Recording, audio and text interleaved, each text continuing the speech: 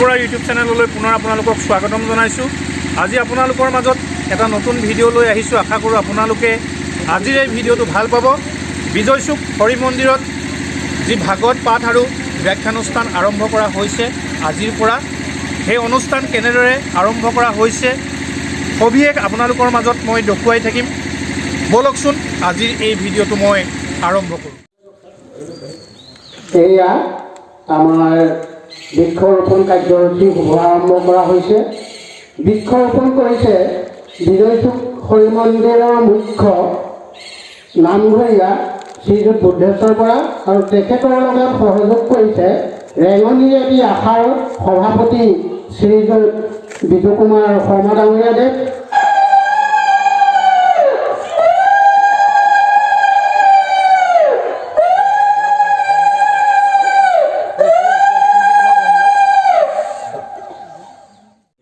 আজিৰ জৰিয়তে এই ভাগৱত পাঠ আৰু ব্যাখ্যা অনুষ্ঠানৰ সমূহ কৰ্মকৰ্তালৈ আমাৰ সশ্ৰদ্ধ প্ৰণিপাত নিবেদিছোঁ। আমি অন্তৰেৰে তেখেতসকলক কৃতজ্ঞতা জনাইছোঁ। তেখেতসকলে এই অনন্য অনুষ্ঠানৰ আৰম্ভণিতে গুৰুজনাই কৈ যোৱা একবিংশ দশপুত্ৰসমূহ এই আদৰ্শকে প্ৰতিষ্ঠাপিত কৰিবৰ বাবে আদুতিকৈ এটি ৰঙা চন্দনৰ পুলি আৰু বগা চন্দনৰ পুলিৰে বৃক্ষৰোপণৰ শুভাৰম্ভ কৰি অঞ্চলটি পবিত্ৰ কৰাৰ যি প্ৰয়াস কৰিছে, আৰু সেই প্ৰয়াসত আমি সহযোগ কৰিবলৈ পাই নথৈ আনন্দিত হৈছোঁ। পুনৰবাৰ তেখেতসকলৰ এই অনুষ্ঠানৰ সফলতা কামনা কৰি আমাৰ এই চমু একাষাৰ সামৰণি মাৰিছোঁ। শ্ৰী শ্ৰী ঘাৰমৰা সত্ৰৰ ডেকা সত্ৰাধিকাৰ প্ৰভু অতি শ্ৰদ্ধাৰ আমাৰ এই বৈকুণ্ঠত উপস্থিত ভকত বৈষ্ণৱ আইসকল, আমি সকলোলৈকে সহস্ৰ কোটি প্ৰণিপাত জনোৱা হৈছে। ইতিমধ্যে আমাৰ বিজয় চুক হৰি মন্দিৰৰ ভাগৱত পাঠ ব্যাখ্যা অনুষ্ঠানৰ দ্বিতীয় কাৰ্যসূচী ধৰ্মধ্বজা উত্তোলন।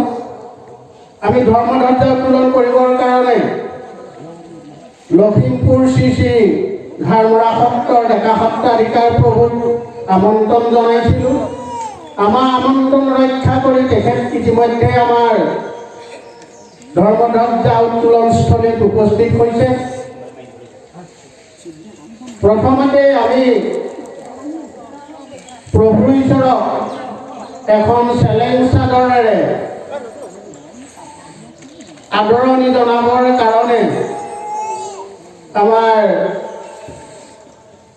উদযাপন সমিতিৰ সভাপতি শ্ৰীযুত বিনন বৰাদেৱক আমি অনুৰোধ জনাইছোঁ।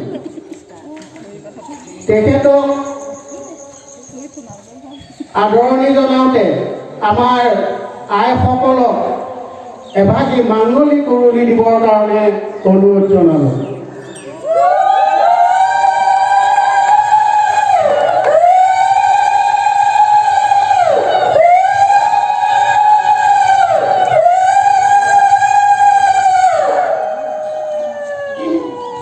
আমি প্ৰভু ধৰ্মধ্বজা উত্তোলন কৰিবৰ কাৰণে অনুৰোধ জনাইছোঁ।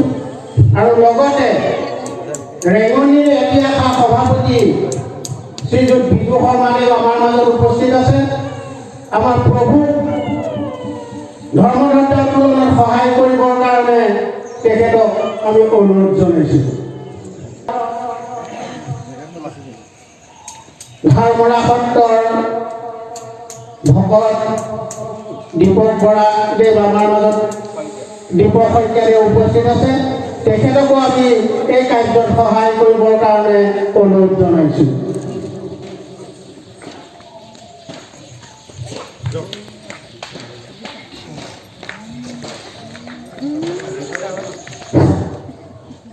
লগে লগে আইসকলক উৰুলি দিবৰ কাৰণে অনুৰোধ জনাইছোঁ।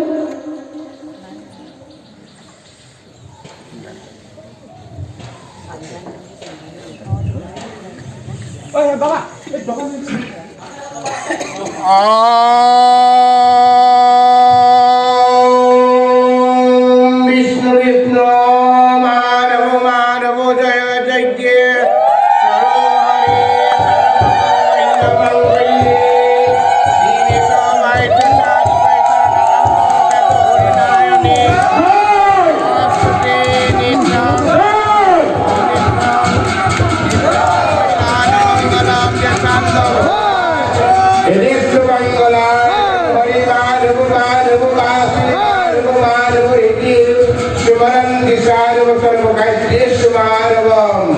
জয় রাম মঙ্গল জয় হরে রাম।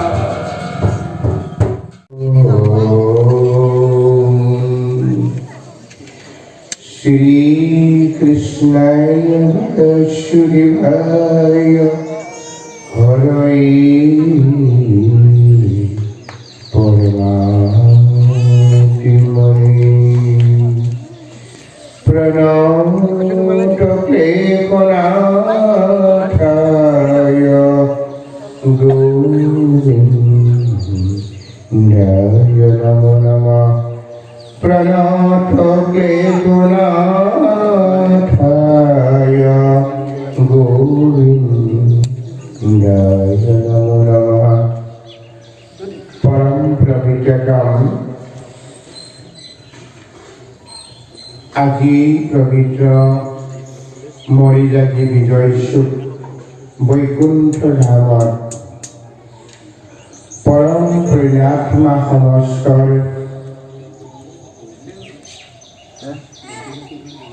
এভাগী বৈকুণ্ঠৰ দিব্য শাস্ত্ৰ ভাগৱত পাঠৰ ব্যাখ্যা শুভ অনুষ্ঠানৰ শুভ আয়োজন কৰি আজি পবিত্ৰ ধৰ্মধ্বজাৰ স্থলীত সমবেত হোৱা ধৰ্মপ্ৰাণ ভক্ত বৈষ্ণৱসকল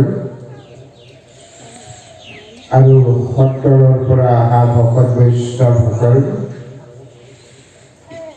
এই পবিত্ৰ ভাগৱত পাঠ অনুষ্ঠান উদযাপন কমিটিৰ সভাপতি সম্পাদকৰ প্ৰমুখ্যে কৰ্মকৰ্তাসকল আমন্ত্ৰিত অতিথিবৃন্দ প্ৰেম আৰু কৰুণাৰ প্ৰতিমূৰ্তিৰ গংগাৰ সদৃশ মাতৃস্থানীয় আইসকল আৰু সমস্ত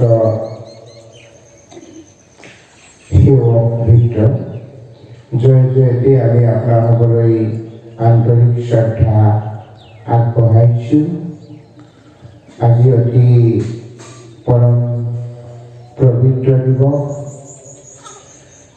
যিহেতু জীৱনৰ শ্ৰেষ্ঠতম শাস্ত্ৰ বৈকুণ্ঠৰ জিভাত বৈকুণ্ঠৰ দিব্য শাস্ত্ৰ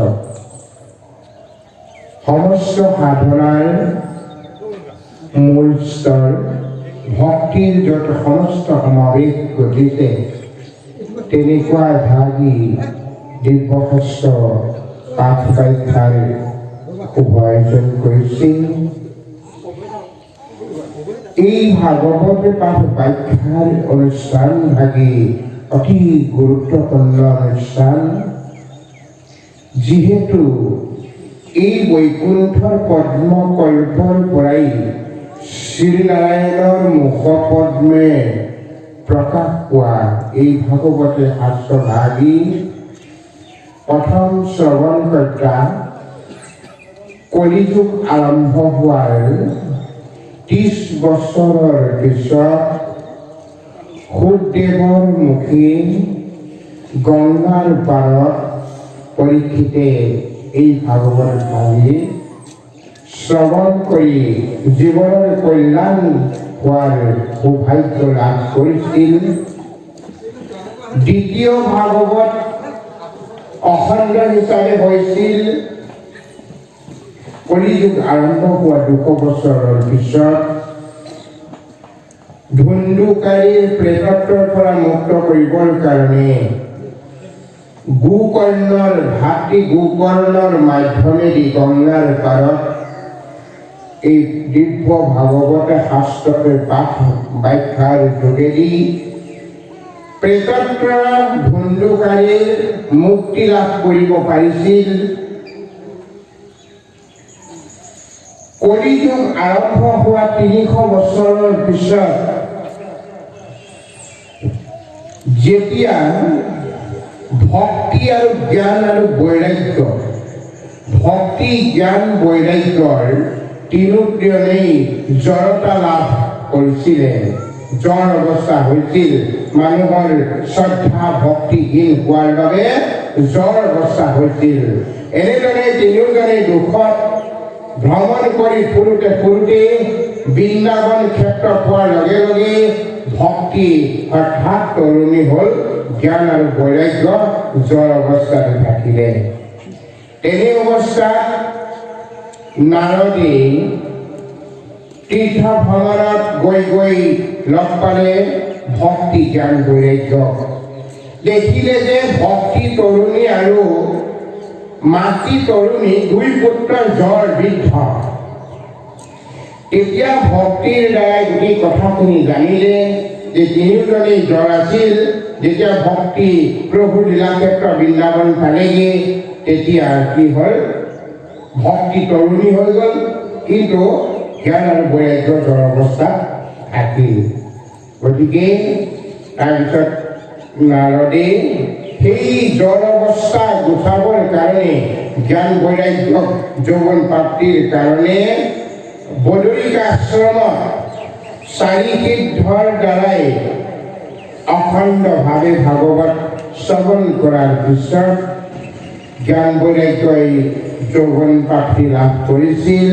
তেনে এখন বিশুদ্ধ চেতনাৰ শাস্ত্ৰ ভাগৱত, আমি হৃদয়ৰ ভাৱনাৰে যাক অনুভৱ কৰিব নোৱাৰা এখন ভাগৱত দিব্য শাস্ত্ৰ, যিখন প্ৰভুৰ নিজ মুখৰ পৰা প্ৰকাশ হোৱা তেনেখন শাস্ত্ৰৰ আমাৰ বিজয় চুক ৰাইজে পাঠ ব্যাখ্যাৰ আয়োজন কৰিছে।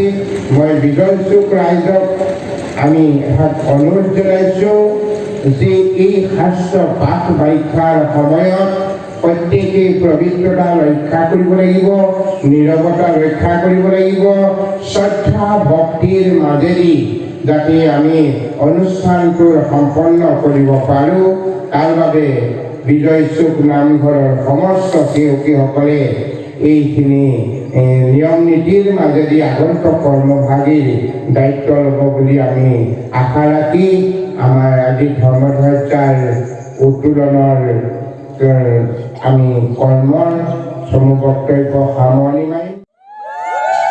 বন্ধুসকল, এইবাৰ আপোনালোকক মই শ্ৰীযুত হেমচন্দ্ৰ বৰাই স্মৃতি তৰ্পণ কৰা দেখুৱাইছোঁ।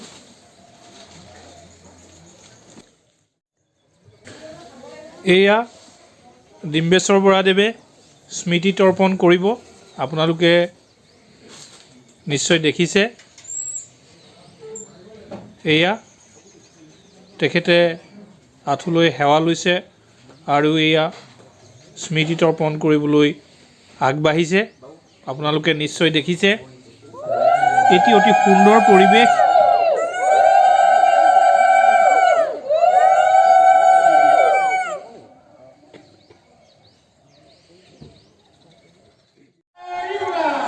বন্ধুসকল, এইবাৰ আপোনালোকক দেখুৱাইছোঁ নামঘৰৰ সন্মুখত স্থাপন কৰা নৃসিংহৰ মূৰ্তি আৰু বৰাহৰ মূৰ্তি। এই দুভাগ মূৰ্তি আমাৰ প্ৰভু শ্ৰী শ্ৰী বিষ্ণুদেৱ গোস্বামীদেৱে এয়া শুভাৰম্ভ কৰিছে, আপোনালোকে নিশ্চয় দেখিছে। এটি অতি সুন্দৰ পৰিৱেশ।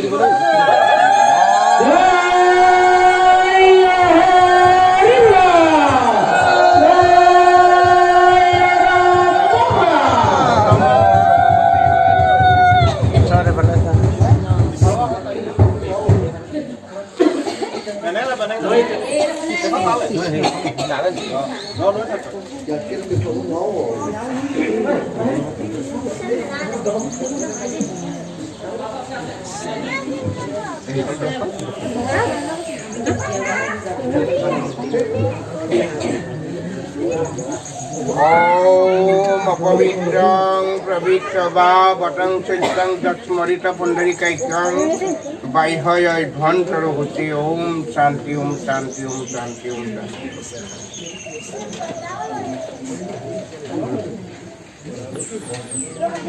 Ya Urli Diba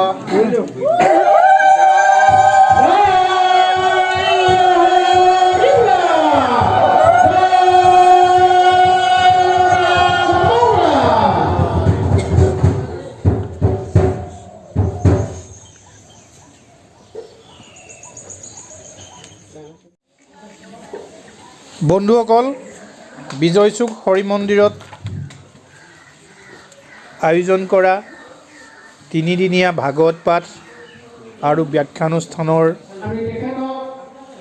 মূল বন্তি প্ৰজ্বলন কৰিবলৈ আমন্ত্ৰণ কৰি অনা হৈছে শ্ৰী শ্ৰী চেঁচাসত্ৰৰ ডেকা সত্ৰাধিকাৰ শ্ৰীযুত লোকনাথ গোস্বামীদেৱ তেখেত আহি উপস্থিত হৈছেহি আৰু তেখেতে এই আপোনালোকে নিশ্চয় দেখিছে বন্তি প্ৰজ্বলন কৰিবলৈ আগবাঢ়িছে এই আপোনালোকে নিশ্চয় দেখিছে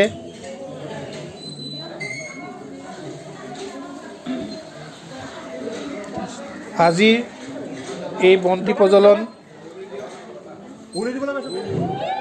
কাৰ্যসূচী তেখেতে অতি সুন্দৰভাৱে